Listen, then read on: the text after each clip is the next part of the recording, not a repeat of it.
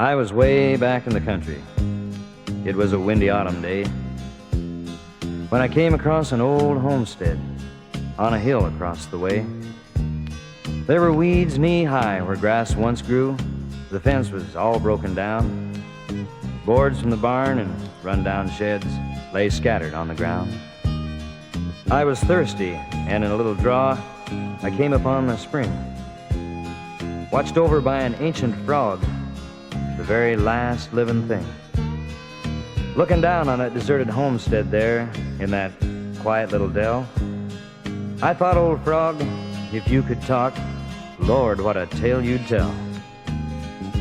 I suppose you were here when the house was new and the barn was full of hay, when a rooster crowed and flapped his wings to announce the break of day, when there were teams of big strong horses going out to work the fields, and a woman piled wood in the big iron stove to cook the family meal, when there were squealing pigs and a mean old bull and a buckboard in the yard, and a man with weather-beaten hands who always worked too hard.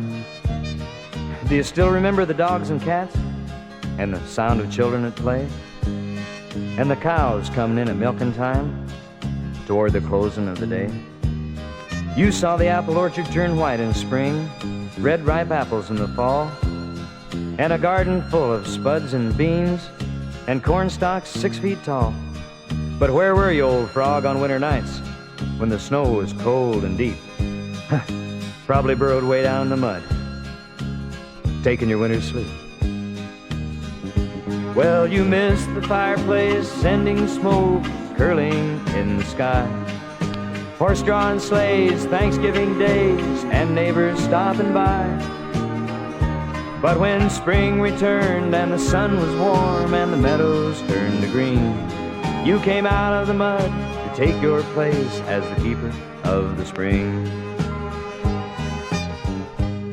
The wind broke my train of thought, blowing leaves along the ground.